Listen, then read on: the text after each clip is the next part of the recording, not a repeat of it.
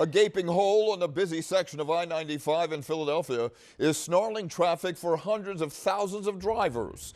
The vital roadway collapsed yesterday after a tanker truck caught fire underneath it. Tonight, crews have begun demolition of the destroyed section of I-95, but authorities say rebuilding the highway could take months. Monday night, and the big story on Action News is the fallout from the catastrophic collapse along one of the busiest corridors in the country. Here is where I-95 is closed to traffic. On the northbound side, the interstate is closed from Aramingo to Academy. On the southbound side, lanes are blocked at the Cotman exit, and it reopens at the State Road on-ramp. Action News reporter Annie McCormick live now at the crash scene in Tacony with the latest on the investigation. Annie. Yeah, and Rick, you can see and hear behind me that crews continue to work on this nonstop. It's expected to take about 4 to 5 days in regards to the demolition and the cleanup. But as for the reconstruction, it's expected to take months. Cleanup continued today on the charred portions of I-95 North over Cotman Avenue. Sunday morning around 6 a.m., a tanker truck carrying 8,500 gallons of 87-octane fuel crashed. Today, the remains of the tanker were taken to Task Force 1 for inspection. The tractor and trailer was trying to navigate the curve, lost control of the vehicle, landed on its side, and ruptured the tank and ignited the fire. State police have now recovered the driver's body from the wreckage, identified by family members as Nathaniel Moody, an experienced driver who worked for TK Transport. His cousin told 6ABC that state police told them a final identification would be made through dental records. He leaves behind his long-term girlfriend and his 7-year-old daughter. I don't know what I'm going to say to her. And she asked me, because, well, do you see my daddy? Do you know where my daddy's at? Can you find my daddy? I don't know what I'm going to say to her. Governor Josh Shapiro toured the site Sunday and signed an emergency declaration this morning. State and federal funds are now available for repairs. 160,000 vehicles travel the affected stretch daily. Crews have to demolish the southbound lanes before reconstruction can begin. The challenge for PennDOT and for the governor, and the governor was here yesterday, as you know, is to attack this problem in the most efficient way possible so that we can restore traffic movements on I-95. And Rick, state transportation officials said earlier today that the structure was sound prior to the crash. For now, reporting live in Tacony, Annie McCormick, Channel 6 Action News. Rick. All right, Annie, thank you. Well, the scene here in Philadelphia is similar to a devastating highway collapse in Atlanta, Georgia. Happened on I-85 back on March 30th, 2017, after a raging fire burned construction materials beneath the roadway. It took crews 43 days to repair and reopen the interstate. Action News reporter Sharifa Jackson talked to an engineer tonight about how long it could take to reopen I-95 here in Philadelphia. Sharifa, what did you find out?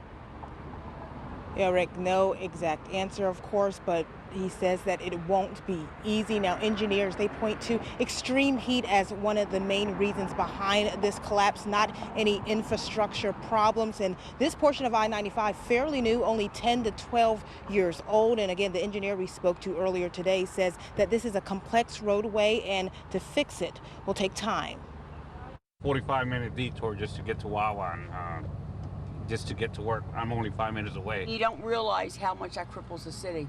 You really, really don't. It's a question just about every driver impacted by the I-95 collapse and closure is asking. When will the road be back open to traffic? Officials say it could take months to repair both the northbound and southbound lanes that were damaged by the deadly tanker fire. We design stuff to be reliable, and this is odd and unreliable. It's happened in the past. If you consider the bridge fires that happened and compare it to maybe like a home fire or a building fire, there's way, way less of those. Chopper 6 gives us a look of the giant hole where the road should be and said there's thousands of pounds of concrete below. The collapse drew immediate parallels to a similar fiery bridge collapse that happened in Atlanta, Georgia in 2017. It toppled a portion of the I-85 interstate, shutting the overpass down completely, but it was repaired in just 6 weeks. Given the size, Professor Bechtel expects this latest collapse to take much longer. They probably have to remove everything that's there, look at what's left. Every bridge is essentially custom made, brought to the site and constructed. And I-95 is a big road that carries heavy traffic. Crews have been working around the clock, inspecting and then demolishing the damaged stretch of road, while engineers are designing its replacement. To speed up the process, Governor Josh Shapiro is asking the feds for more money. I think the clear message from us is that any federal resources that are necessary will be made available to ensure that this bridge gets reopened as quickly as possible. And officials asking for patience and grace from drivers and also for commuters to get comfortable with these alternate routes. This is a big mess that will last for quite some time. We're live in Tacony. Sharifa Jackson, Channel 6 Action News. Rick? All right, Sharifa, thank you. Well, state officials are assessing the roads in New Jersey as more drivers are expected. Many will likely cross a bridge into the Garden State to use one of the highways that run parallel to 95, like 295, the New Jersey Turnpike, or Route 130. Some New Jersey drivers say they noticed extra traffic this morning. It took me about 45 minutes to about 50 minutes just to get out of Blackwood to get to Pennsauken on a different route. Another new reality will come this weekend as many families will head down the shore for Father's Day, and some will have to find a new route. The collapse could have an impact on the nation's supply chain. About 160,000 vehicles pass over this section of I-95 every day, and about 9% of those are commercial trucks. Those vehicles now have to travel about 40 miles of detour with dozens of traffic lights, and all of that adds up to higher costs in fuel and big delays getting products where they need to go. And authorities are still looking into the potential environmental impact of the truck crash and fuel spill. Today, workers responded to fuel that had leaked into the Delaware River.